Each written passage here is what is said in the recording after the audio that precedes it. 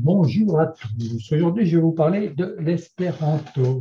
Bon, il y a beaucoup de gens qui savent ce que c'est que l'espéranto, mais il y a beaucoup de gens qui ne savent pas trop. Donc là, je vous fais une petite vidéo pour vous expliquer un petit peu ce qu'est l'espéranto.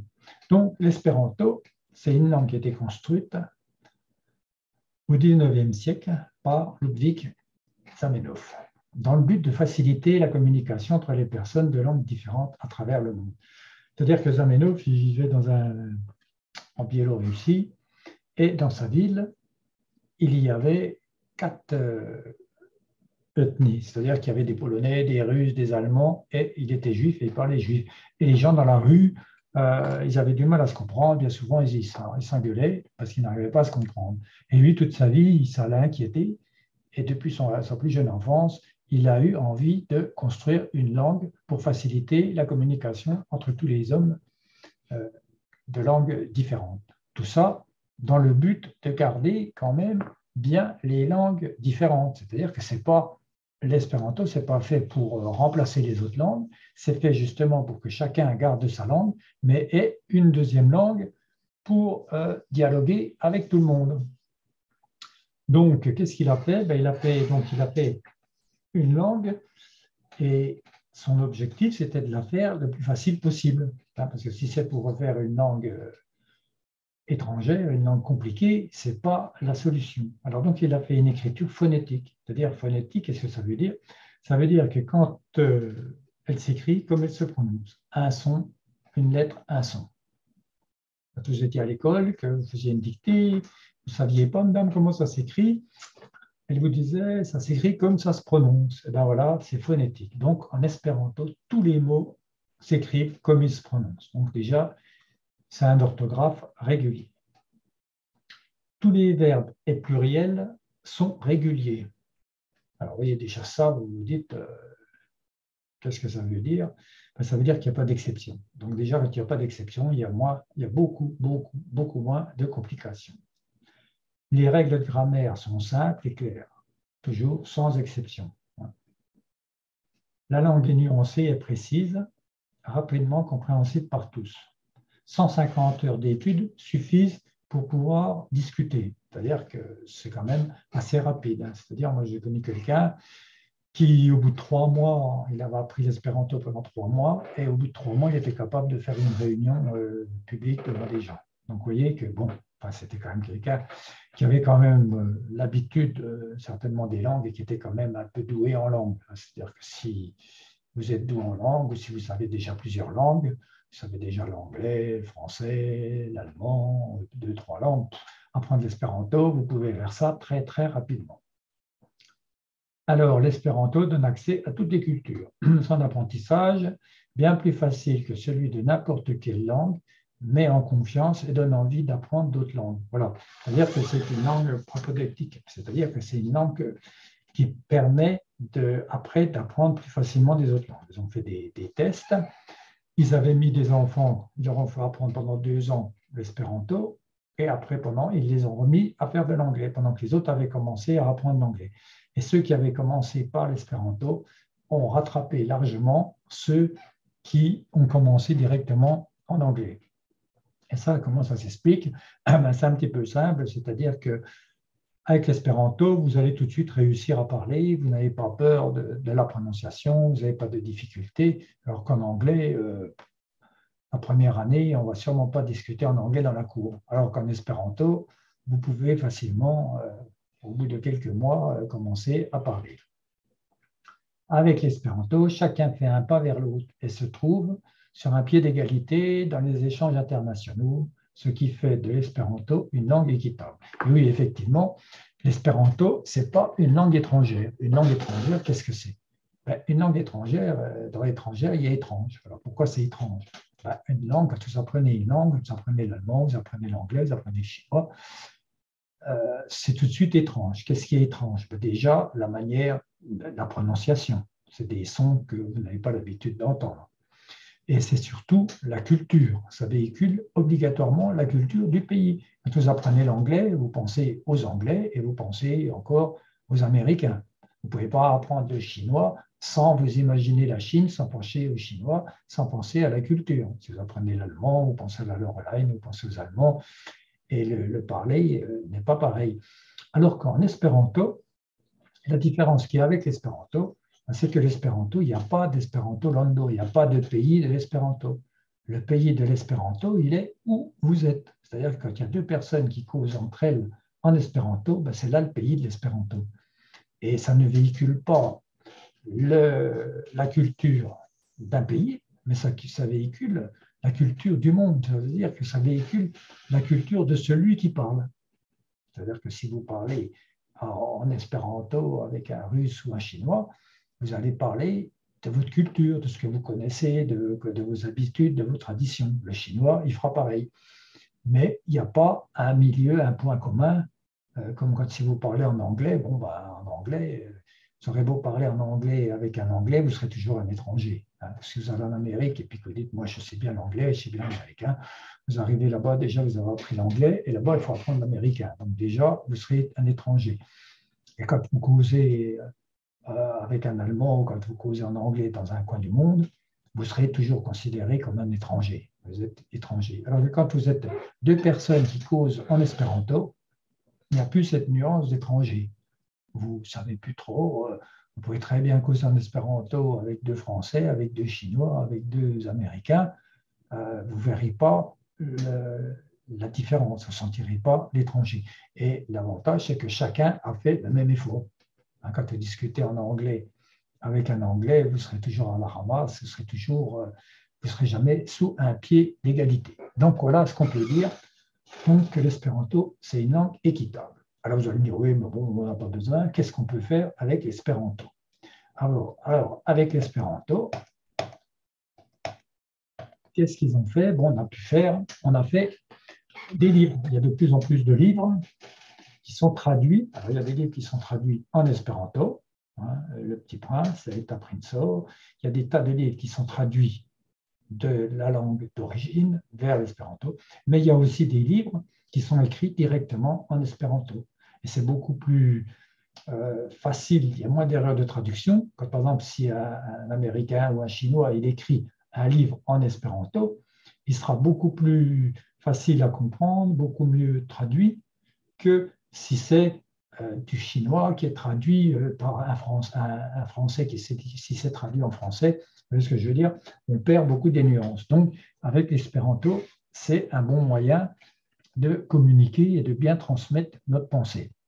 Bon, alors il y a de la musique, hein, il y a de la musique espéranto, il y a des jeunes, il y a tout ce qu'on veut. Il y a aussi, alors vous me dites, bon, comment ça se fait qu'il n'y a pas plus d'espérantistes? Bon, moi je pense que les espérantistes, ils sont heureux entre eux. Hein, c'est-à-dire qu'il y a des congrès, il y a des congrès mondiaux. Donc là, une fois tous les ans, dans un coin du monde, il y a un congrès où tous les espérantistes de tous les quatre coins du monde, de tous les coins du monde, se réunissent. Et là, tout le monde parle en espéranto, il n'y a plus de différence, il n'y a pas de barrière de langue. Il y a aussi des congrès nationaux. Vous voyez, là, il y a le congrès, il y en a en Argentine, il y a des congrès français, il y en a, vous voyez, espéranto, donc il y a des congrès régionaux, locaux, enfin, européens, par exemple, et après mondial. Il y a aussi passeport, voyager avec le passeporta cerveau. Donc ça, c'était il y a déjà longtemps que c'était inventé, c'est-à-dire que ça nous permet de voyager. Et il y a beaucoup d'espérantistes qui voyagent, qui font le tour du monde, qui vont d'un espérantiste à l'autre. Parce que les espérantistes, c'est un petit peu, ils se reçoivent entre eux, ils communiquent entre eux par Internet. Maintenant, avec Internet, l'espéranto se développe beaucoup. Il y a beaucoup de gens qui parlent en espéranto sur Internet. D'ailleurs, si vous tapez espéranto sur Internet, vous allez trouver plein de vidéos, plein de dialogues, plein de discours en espéranto. Donc, l'espéranto permet de voyager à travers le monde. Donc, c'est pour ça que les espérantistes, tout compte fait, ils ne cherchent pas trop à se multiplier. Enfin, ils vous le disent, vous ne pouvez pas savoir, moi, quand vous me voyez dans la rue, vous ne pensez pas que je parle espéranto puis que je sais l'espéranto. Donc, si ça se trouve, vous discutez avec vos copains, si ça se trouve, ils savent l'espéranto puis vous n'en avez jamais parlé. Donc, essayez de demander autour de vous si les gens connaissent l'espéranto, qu'est-ce qu'ils en pensent, et puis vous verrez ce qu'ils disent. Et c'est ainsi qu'on fera connaître un peu mieux l'espéranto. Alors vous allez me dire, bon, voilà, c'est bien beau l'espéranto, mais maintenant, qu'est-ce que je veux faire avec ça? Donc vous avez vu qu'il y avait des livres, il y avait tout ça, vous vous dites, je sais l'anglais, bon, c'est très bien, mais tous les pays ne parlent pas anglais. Hein, c'est-à-dire que la langue la plus parlée quand même, c'est le chinois, c'est le mandarin. Hein. Après, je pense que c'est l'hindou, puis après il arrive l'anglais. Mais l'espéranto est quand même déjà bien classé. Il y a déjà pas mal de monde quand même dans le monde. Alors, on dit qu'il y en a entre 5 et 10 millions. Donc, alors moi, je dis que les espérantistes, c'est des innovateurs, parce que suivant l'idée de Rogers, jusqu'à 2,5% de la population, c'est des innovateurs. C'est-à-dire, ce qui calcule que tant qu'il n'y a pas 2,5% des gens qui pratiquent, enfin c'est pareil, ça c'est surtout du marketing, mais une fois qu'on a dépassé les 2,5%, beaucoup de gens s'intéressent et à ce moment-là, il y a les gens qui commencent à l'apprendre et ça commence à se développer. Mais tant qu'on n'a pas atteint le seuil, le premier seuil des innovateurs de 2,5, ça a du mal de patiner, ça patine un peu. Donc, pour arriver à 2,5, par exemple en France, si on calcule, il faudrait à peu près 2 millions de locuteurs. Hein. Donc, on en est encore un petit peu loin. Qu'est-ce qu'on avait fait? On avait fait une pétition pour mettre l'espéranto au bac, hein, c'est-à-dire comme langue, comme les autres langues qui sont possibles d'apprendre des langues au bac. Donc, on avait fait Et le résultat, ben, ça a donné qu'on nous a répondu, ben, c'est bien beau, vous voulez mettre l'espéranto au bac, mais où sont les professeurs, comment qu'on va faire, où sont les correcteurs et tout ça. Donc, ils nous ont un petit peu renvoyé en nous disant, bon, ben, quand il y aura déjà beaucoup plus de monde qui le parlera, quand il y aura déjà beaucoup plus de professeurs, quand il y aura beaucoup plus de gens qui le savent, qui sont capables de contrôler et puis de faire.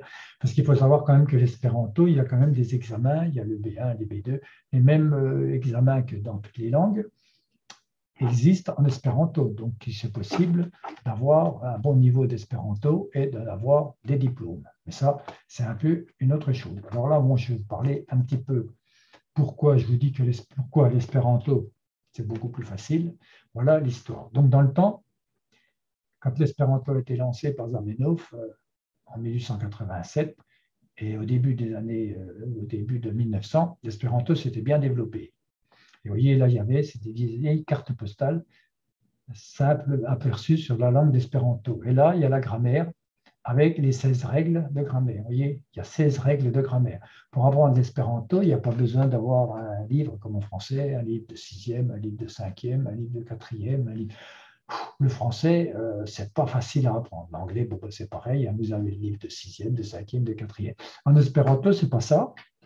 Vous avez un livre, bien sûr, il y a des livres d'espéranto, mais vous voyez, la grammaire, elle tient sur une carte postale. Et moi, ce que j'ai fait, là, j'ai fait la conjugaison en espéranto sur un timbre-poste. Donc, vous voyez, si on ferait imprimer ces cartes postales, on pourrait coller le timbre-poste dessus, et à ce moment-là, vous auriez tout ce qu'il faut pour apprendre l'espéranto. Alors moi, je vais juste vous parler un petit peu de la conjugaison. Pourquoi c'est si facile? Enfin, c'est si facile.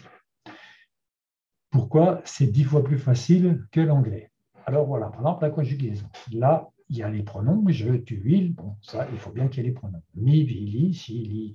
Donc, il y a les mêmes pronoms, il y a les pronoms. Mais il y a la racine. Donc, je ne vous ai pas dit ça, mais tous les verbes, comme il n'y a pas d'exception, tous les verbes en espéranto finissent par un i à l'infinitif. Alors, par exemple, esti, c'est le verbe être. Mangi, manger, c'est manger. Vidi, c'est voir. Tous les verbes à l'infinitif finissent par un i. Donc, si vous voulez conjuguer maintenant au présent, mi estas, c'est je suis. Vi estas, tu es. Li estas.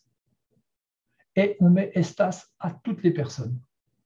Donc là, vous voyez un petit peu comment on simplifie. En français, les je suis, tu es, il est, nous sommes, vous êtes. Ils sont, rien que pour apprendre le verbe être, il faut déjà se rappeler de tout ça. Alors que là, il y a juste à apprendre as. Et là, vous savez tout conjuguer, tous les verbes. Il n'y a pas d'exception. Donc, dès que vous avez la racine d'un verbe, dès que vous trouvez un mot qui finit par i en espéranto, c'est un verbe infinitif, vous savez le conjuguer au présent. Alors après, vous savez faire le passé, c'est is, mi estis, c'est j'étais, mi estos, et voilà, là c'est le futur. Donc on met os à toutes les personnes. Le conditionnel, c'est us, et u à l'impératif. Alors estu, soit, soyons, soyez, hop, c'est estu. Donc vous voyez, là, en 2 minutes, même pas, en 30 secondes, je vous ai appris la conjugaison en espéranto, et là, vous savez conjuguer tous les verbes. Hein.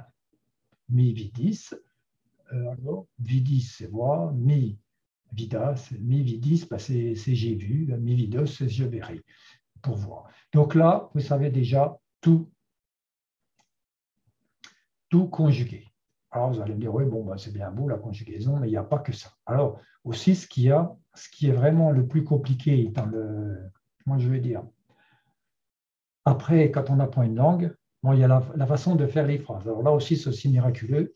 Zamenhof a trouvé un système, bon, je ne vais pas tout vous apprendre, qui permet de placer les mots comme on veut. Parce qu'en français, on place sujet, verbe, complément. Et les Allemands, ils mettent le complément avant. On peut mettre... Alors lui, il a trouvé un système où on peut placer les mots dans l'ordre qu'on veut et on s'y retrouve en mettant le N à l'accusatif. Voilà. Donc, mais ça, on ne va pas prendre ça. Donc là, je vais déjà vous montrer un petit peu vite fait pourquoi c'est simple. On a par exemple les affixes. Donc, on apprend un petit peu le français. Quand on apprend l'espéranto aussi, ce qui est bien, c'est qu'il faut apprendre un petit peu le français. Donc, les affixes, dans les affixes, il y a les préfixes et il y a les suffixes. Alors, les préfixes, on les met devant, les suffixes, on les met derrière. Alors, par exemple, mal, c'est le contraire. C'est pas mal, j'ai mal, c'est mal fait, c'est carrément l'inverse. Alors, facile. Là, c'est pareil, vous voyez, il y a beaucoup de mots. Des racines, c'est aussi une langue que tout le monde se dit, oh, ben, c'est facile, c'est comme, voilà, ça veut dire, c'est facile, c'est comme le français. Les Espagnols, ils disent aussi, c'est pareil, estis, estos, c'est aussi un petit peu les Italiens, les Allemands, il y a beaucoup de mots d'anglais, de tout ça. Les racines sont d'origine indo-européenne. Donc, ça veut dire qu'il y a déjà les 3/4 des pays qui sont dans le monde qui ont presque les racines d'un certain nombre de mots. Donc là, c'est facile. Et là, si je mets mal facile, c'est difficile. Donc, chaque fois que vous voulez faire l'inverse d'un mot, vous mettez mal devant. Alors, vous voyez, en français, il ne faut pas apprendre facile, mais il faut apprendre difficile. Donc là, vous apprenez 2 mots. Grand et petit, c'est pareil, en français, il faut 2 mots. Il y a grand, il y a petit. En espéranto, il y a granda, c'est grand. Malgranda, c'est petit. Donc, avec un seul mot, vous en savez 2. Donc, ça divise, tout est divisé comme ça. Bon, alors, je ne vais pas vous faire tous les... Hein, donc là, si ça vous intéresse, vous irez voir... comment je veux dire, vous irez voir un petit peu apprendre l'espéranto et vous verrez que c'est très... D'ailleurs, c'est pour ça que c'est très intéressant. Parce que vous vous dites, mais comment ils ont... Par exemple, le féminin, voilà, hein, bovo, c'est le bœuf. Bovino, on met in et on aura la vache. Undo, c'est le chien, donc ça ressemble un petit peu au nom. Undo, undino, on aura la chienne. Cato, c'est le chat. Catino, c'est la chatte. Et donc là, rien qu'avec ça, une fois que vous avez la racine d'un mot, vous savez faire le mâle et la femelle. En français, c'est pas pareil. Hein. Il y a des mots qui sont compliqués pour trouver. Et alors après aussi, il y a id, qui lui nous fait le descendant, le petit. Alors, par exemple, chevalo, c'est le cheval, vous voyez, donc ça ressemble quand même un peu au français. Chevalo, cheval ido, c'est le poulain. Alors qu'en français, pour apprendre cheval, poulain. Alors, si on veut faire la jument, eh ben, c'est chevalino. Donc, on aura la jument. Et avec tous ces 40 affixes, il y a une quarantaine d'affixes, vous savez faire beaucoup simplifier beaucoup de mots. Enfin, bon, la difficulté quand même, quand on apprend une langue, c'est quand même le vocabulaire. Parce que bon, la grammaire, il y a 16 règles, 13 règles, il n'y a pas beaucoup de règles de grammaire. La conjugaison, vous avez vu, on l'a appris, donc là, vous savez conjuguer, vous savez déjà faire pas mal de choses, vous savez faire pas mal de mots, mais il y a quand même beaucoup de mots. C'est pour ça qu'on peut dire que c'est la langue la plus facile, mais ce n'est pas quand même si facile que ça. Vous n'allez pas apprendre l'espéranto en une demi-journée. Alors, vous allez me dire, ouais, mais qu'est-ce qui va me motiver? Alors voilà, moi j'ai fait toute une page de motivation de l'espéranto. Alors déjà, la première chose, bon, bah, ce qui peut vous motiver, c'est la curiosité. Moi, c'est ça, la curiosité et la culture peuvent vous pousser à apprendre l'espéranto. Donc, moi, ce qui m'avait interpellé, c'est qu'au début, quand il disait tous les noms finissent par O, vous voyez, c'est marqué là, les adjectifs par A, les adverbes par E et les verbes à l'infinitif par I. Alors moi, je me suis dit, ça semble inimaginable. Je dis que ce c'est que cette langue, ça ne va jamais marcher. Alors bon, c'est pas le tout de dire, ça ne marche pas, il faut aller voir. Et du coup, j'ai été voir. Hein. Donc ça m'avait choqué. Et il y avait aussi ce qu'ils avaient dit aussi, alors je ne sais pas si c'est marqué là-dedans, mais c'était marqué que c'était une langue qu'on était possible de parler aussi bien que sa langue maternelle. Alors bon, je suis encore en train d'apprendre. Je sais quand même mieux ma langue maternelle encore que l'espéranto, parce qu'il y a toujours un mot que je ne sais pas bien. Il y a toujours... Bon, il faut dire que je n'ai pas commencé à l'apprendre à 10 ans. Alors donc, ça peut nous motiver. Hein, donc la curiosité, voir si c'est vraiment si facile. Alors, savoir pourquoi, alors pour se cultiver, bon, c'est bien de savoir si vous avez pas toute votre vie un peu comme moi essayé d'être bilingue et puis que vous y êtes jamais arrivé, avec l'espéranto, vous avez quand même un grand espoir de pouvoir l'apprendre. J'ai eu des élèves, parce que tout comme ça, vous voyez, j'ai réussi en sachant pas, vous pouvez même faire des cours. J'ai même réussi à donner des cours. Et j'avais une personne qui avait 80 ans qui venait pour apprendre l'espéranto. Donc, pour les petits vieux, déjà même un peu pour moi, c'est bon, ça fait marcher un petit peu les neurones. Donc les jeunes, c'est très bien parce qu'ils l'utiliseront longtemps. Et les petits vieux, c'est bien aussi parce que tout compte fait, tiens, je vais un peu m'agrandir, comme ça vous me verrez mieux. Les petits vieux, on les voit un petit peu, les petits vieux, ben, ça leur fait marcher le cerveau et c'est toujours bon d'apprendre quelque chose. Alors, pour communiquer avec des personnes d'autres pays, pour diffuser notre culture, voilà, c'est ce que je vous disais tout à l'heure, hein, donc à vous causer en espéranto, à un autre espérantiste qui soit français et qui soit s'il est d'un autre pays, vous transmettez votre culture. Alors, aussi, ce que je vois, moi, l'espéranto est une langue équitable. Moi, je pars du principe, je vois plutôt l'espéranto, il y en a beaucoup, oui, ça, ils sont contents. Je vois ça plutôt comme un outil, c'est vraiment un outil linguistique. Par exemple, vous allez en Alsace, vous voyez un Alsacien, vous dites qu'est-ce que tu es? Bon, regarde, il dit moi je suis Alsacien. Et vous dites puis encore, bah, il dit je suis Alsacien et je suis français. Voilà. Et après, il pourrait quand même continuer et dire je suis européen. Mais là, aujourd'hui, ce n'est pas vraiment ce qui se passe. C'est-à-dire que moi, si on me demande ce que je suis, moi, je n'ai pas de. Comment je veux dire? On n'a pas. En Franche-Comté, moi, je n'ai pas de langue. Il n'y a pas de franc-comtois. Enfin, il y avait pas de temps, il y avait du patois, mais je n'ai jamais appris le patois. Je n'ai jamais connu quelqu'un qui parlait le patois. Donc, moi, on me demande ce que je suis français. Ah oui, je suis franc-comtois. Bon, voilà. Mais je suis français déjà. Alors que si on apprenait, pour le moment, ils veulent nous faire l'Europe. Ils sont tous en train de parler, l'Europe, c'est vachement bien, c'est ci, c'est ça. Ils voulaient même supprimer carrément des pays pour faire que l'Europe n'ait plus qu'elle soit un grand pays. Bon, en réalité, on s'aperçoit quoi? Que chacun est bien attaché à sa culture. Quand on voit les Bretons, les Basques qui veulent demander, les Corses qui veulent demander leur indépendance parce que c'est leur terroir, ils sont ici. Et il y en a d'autres qui sont bien malins, qui voudraient supprimer carrément la France des pays, puis faire un grand pays de l'Europe. Moi, je pense que ça, c'est encore un peu utopique. Mais par contre, ce qu'on pourrait faire avec l'espéranto, parce que comme ils ont réussi, ils ont commencé par mettre l'euro. Et c'est vrai que quand on va en Allemagne, quand on va en Espagne, dans mon temps, quand j'allais en vacances, on arrivait dans un pays, on commençait à calculer combien il change, et ci, et ça, on ne savait rien. Aujourd'hui, vous allez en Allemagne, vous allez en Espagne, vous allez en Grèce, tout partout, vous arrivez, vous payez, c'est en euros, vous ne cassez pas la tête. Mais ce qui serait génial, c'est justement d'avoir une langue commune. Et là, on pourrait se sentir européen. C'est-à-dire que si vous arrivez par exemple en Allemagne, vous arrivez, vous dites Saluton, Kevin Farta, et le gars il vous répond tout de suite, Bonnet, Kaivi, et hop, il vous parle en espéranto. Comme quand vous arrivez en Alsace, hein, vous parlez en alsacien, vous arrivez, vous parlez en alsacien, on vous répond en alsacien, vous parlez en français, on vous parle en français. Donc en Europe, on pourrait faire la même chose. On pourrait arriver à apprendre l'espéranto. Si tout le monde apprenait l'espéranto, on pourrait garder, parce que le but c'est bien de garder ses traditions, de garder son pays, notre culture et tout ça, parce que chacun défend sa culture. On ne va pas faire une culture demain européenne, la culture européenne. Oui, c'est sûr que les Polonais, les Grecs et puis les Français, les Bretons déjà, les Alsaciens et puis les Basques qui sont déjà différents, ils ont déjà un accent différent.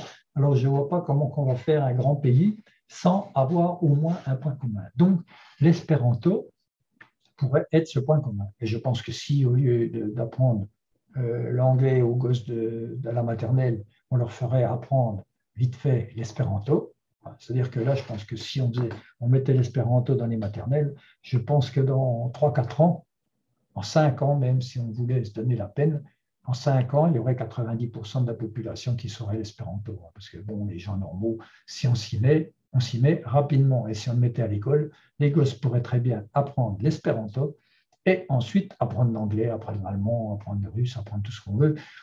Parce que quand on apprend la langue, ce n'est pas que la langue qu'on apprend, c'est la culture du pays. D'ailleurs, c'est pour ça que c'est un petit peu tous les colonisateurs ont commencé par imposer la langue au pays qui colonisent. Donc, nous, on ne se fait pas coloniser. Non, bon, enfin, on a les hamburgers, on a les Coca-Cola, on a, bon, ben voilà. Hein. Donc, la langue, c'est la langue du plus fort. D'ailleurs, bien souvent, on est fier d'apprendre l'anglais, d'apprendre les langues, parce qu'on apprend la langue du plus fort. Le plus fort, c'est toujours celui qu'on regarde. On a toujours envie d'être comme le plus fort. On ne va pas apprendre une langue d'un pays sous-développé. On apprend la langue des plus malins, des plus forts, de ceux qui marchent sur la Lune. Donc, on pourrait continuer à apprendre ça, mais on pourrait également apprendre l'espéranto. Vous voyez, là, 150 heures d'apprentissage de l'espéranto sont équivalents à 1500 heures d'apprentissage de l'anglais et de 2000 heures d'apprentissage de l'allemand. Vous voyez ce que je veux dire? Donc, ça veut dire qu'en 150 heures, vous savez déjà vous exprimer comme 1500 heures. Alors, je ne sais pas trop combien ça fait d'années d'école. Hein, vous pouvez faire le calcul. Mais je pense qu'il y en a qui ont fait 2-3 ans. Maintenant, les jeunes, ils font, comme ils vont à l'école jusqu'à 25 ans, ils font 20 ans, ils font 10 ans d'anglais. Bon, ben, puis, bon, s'ils ne pratiquent pas, eh ben, ils perdent tout. Voilà. Alors, donc, tout ça pour dire que l'espéranto, il faut en parler à vos amis, parce qu'il y a peut-être beaucoup de vos collègues qui savent ce qu'est l'espéranto, qui l'ont même essayé de l'apprendre, mais qui se disent, bof, ça ne vaut pas le coup, parce qu'il n'y a personne qui le parle, voilà, et qui racontent n'importe quoi. Alors qu'en réalité, bon, ben, on pourrait très bien apprendre ce fameux espéranto, hein, vous voyez, l'espéranto, langue officielle de l'Union européenne. Moi, je dis, c'est possible.